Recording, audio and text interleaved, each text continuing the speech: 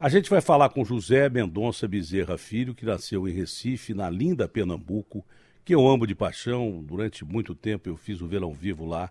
É um povo tão maravilhoso. Não sei se hoje continua como era tempos atrás, porque antigamente você encontrava o pernambucano lá em Recife, o cidadão de Recife, um cidadão de Pernambuco na rua, na época que eu fazia o Verão Vivo, e o cara te convidava para tomar uma cerveja na casa dele sem saber quem você era.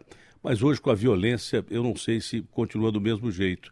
Eu sei que o povo pernambucano continua do mesmo jeito, que eu aprendi a ter amigos no Recife que mantenho até hoje, porque o povo nordestino é um povo batalhador, né? O povo nordestino ajudou a construir esse país. Só em São Paulo nós temos mais nordestinos aqui do que no Nordeste brasileiro. Que nós devemos ao nordestino não estar no gibi.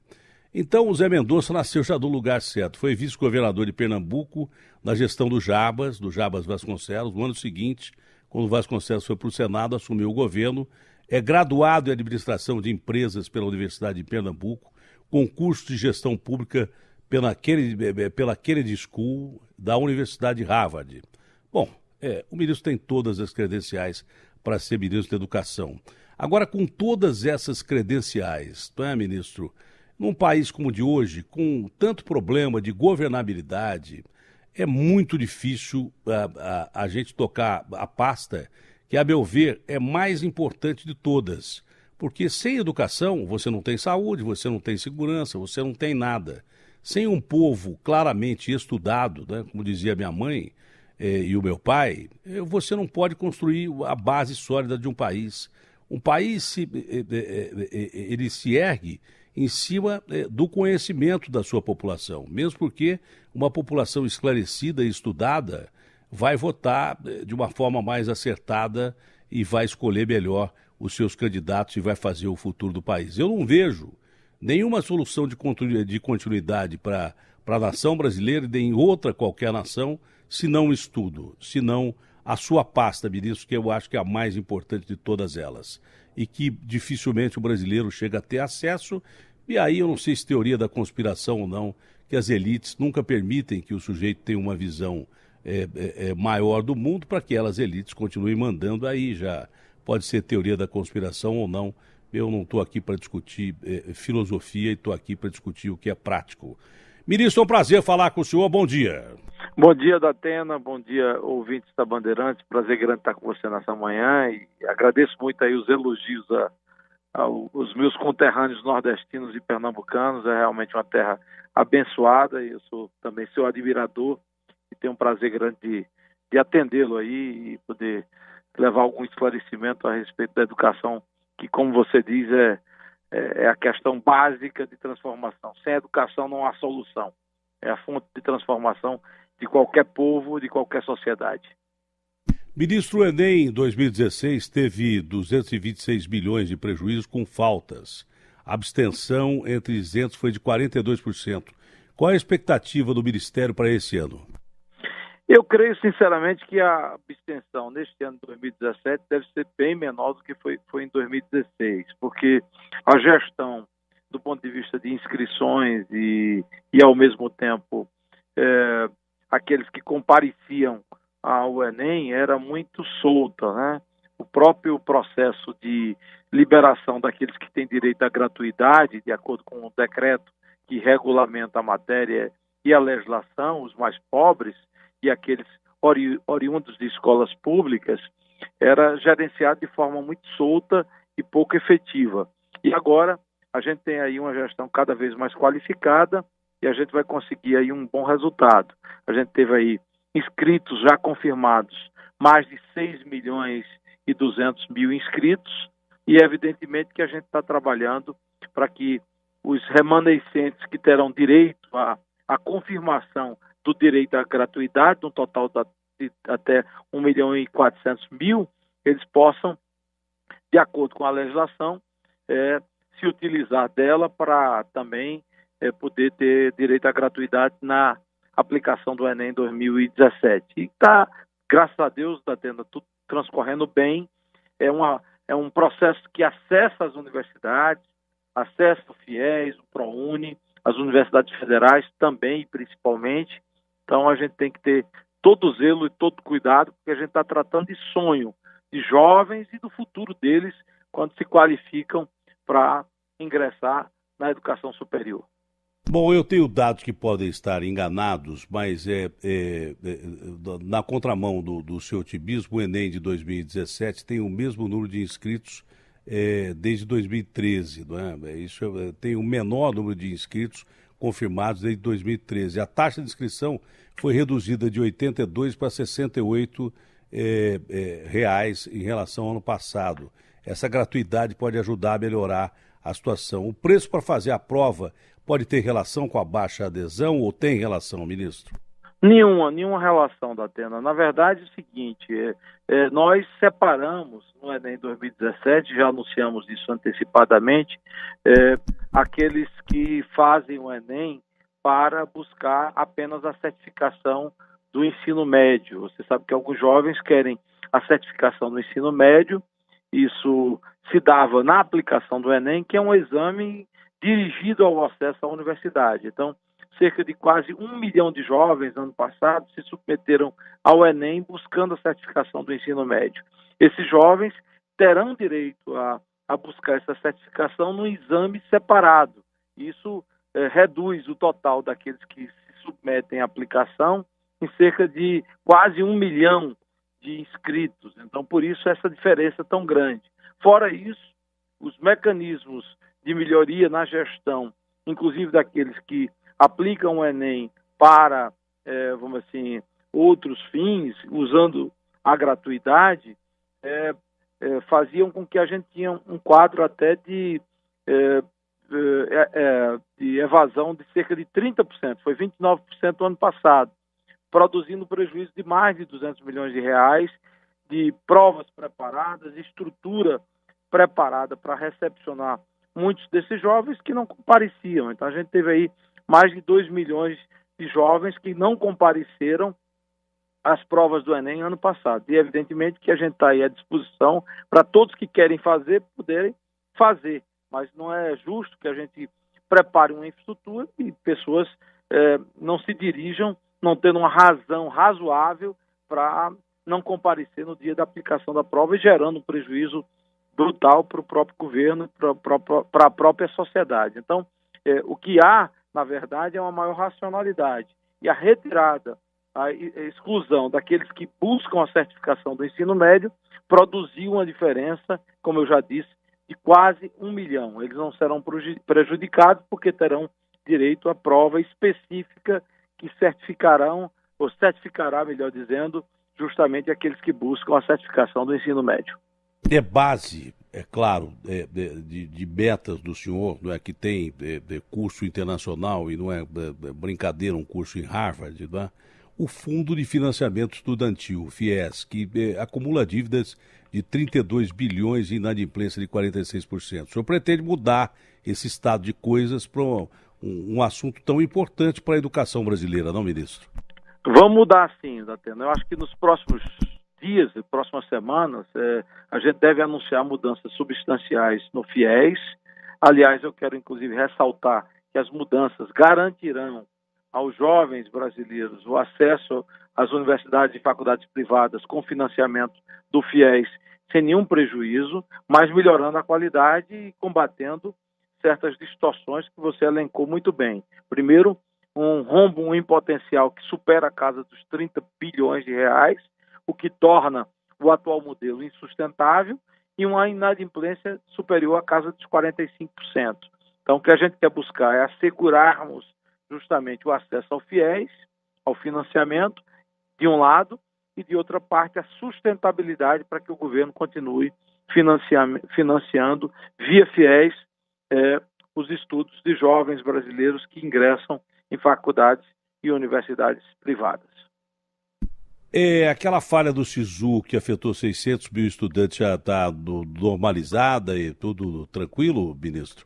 Tá normalizada, foi normalizada no próprio dia quando ocorreu a situação. Isso, na verdade, foi causado por códigos e processo de transferência a partir da informática do INEP, que é quem justamente cataloga os inscritos nesse SISU, nesse sistema, e depois transferindo para o MEC. Mas a gente conseguiu, felizmente, resolver no mesmo dia.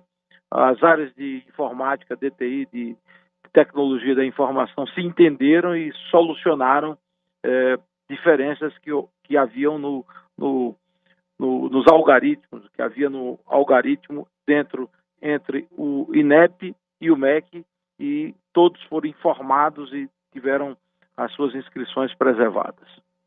A Unicamp aprovou o sistema de cotas raciais para o vestibular de 2019. O senhor observa isso de que forma?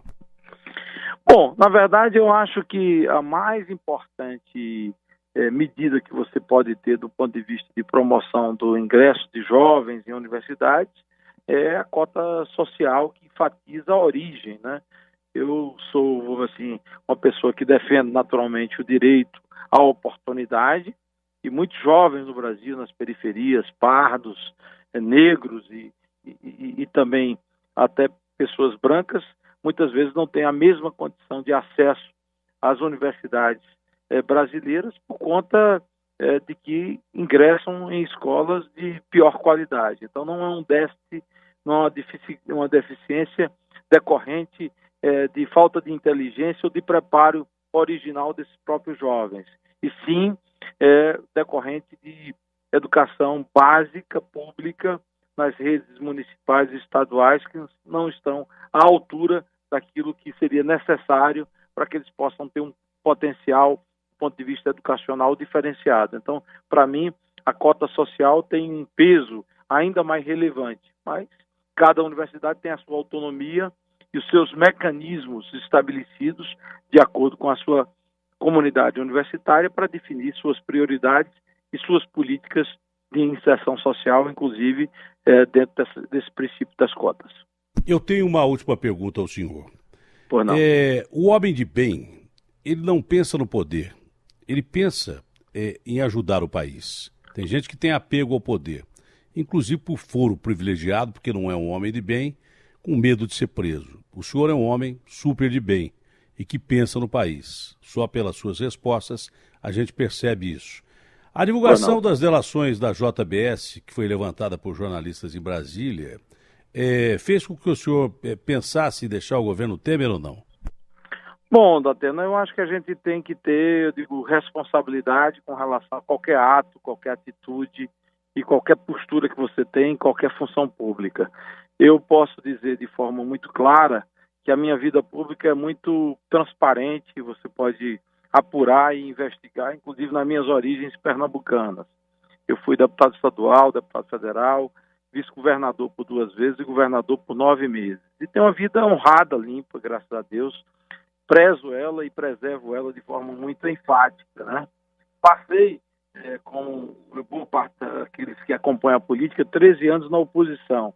Então eu fiz oposição no nível local, na capital pernambucana, Recife, fiz oposição em nível estadual e fiz oposição em nível nacional por praticamente 13 anos.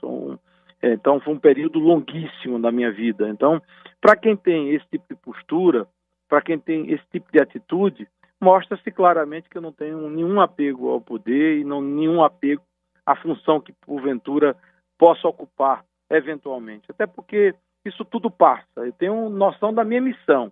E a missão em torno da educação, a missão, diria que é das mais relevantes que um homem público pode ter, porque a gente está tratando da transformação da sociedade. A gente já inovou quando criamos o novo ensino médio, com apoio do presidente Temer, que foi aprovado, como você sabe, no Congresso Nacional. Estamos implantando a Base Nacional Comum Curricular, na primeira fase da educação infantil até o ensino médio, que eu quero concluir ainda neste ano de 2017. Então, tem uma missão gigante na área educacional. Defendo as investigações. Eu acho que nenhum homem público pode estar acima da lei, das instituições, do Judiciário, do Ministério Público e da Polícia Federal, e a verdade há de prevalecer. Então, eu cumpro a minha missão na área da educação, pensando no Brasil e, naturalmente, lutando para que a gente possa melhorar a educação, que é a fonte de transformação da realidade de vida para crianças e jovens de todo o país. E é uma vida pública como a do senhor, de políticos como o senhor, que nos credencia dizer que ainda temos bons quadros para salvar a democracia no Brasil, porque senão, se houver desmoralização geral, é natural que caia para regime de exceção, que ninguém quer ver mais nesse país. O senhor permite umas perguntas do ouvinte da Rádio Bandeirantes, que isto não foi combinado com o senhor e o que não é combinado não é ético. Não então, tem problema, se o senhor permitir, são perguntas rápidas, tá bom? Pois não. Pois não, Ana Nery, porque o nosso único censor é o nosso ouvinte. Pois não, Ana Nery. Muitos ouvintes aqui da Atena perguntando para o ministro sobre o Enseja, que é um outro, né? É uma outra prova do Ministério da Educação, que é para certificação de competências de jovens e adultos. O Leandro diz, quando será realizada a prova do Enseja? E também o João diz, minha esposa estava pensando em fazer o Enem este ano para conseguir o certificado de conclusão do ensino médio, porém esse ano o Enem não tem mais essa função. Ouvi dizer que agora quem conseguir o certificado terá que fazer o Enseja, mas já faz 2 anos que esse exame não é realizado. Pode nos orientar, ministro? Posso, sim. Na verdade, o Enseja é a certificação, a busca, é o exame para buscar a certificação do ensino médio. Ele será aplicado neste ano. Eu não tenho exatamente a data, eu creio que será agora no segundo semestre, mas eu posso passar para a Datena, a partir de amanhã, essa informação, e está, inclusive, no site do INEP, todo o calendário de exames realizados pelo Ministério da Educação via INEP, e ele, eu garanto, será aplicado neste ano.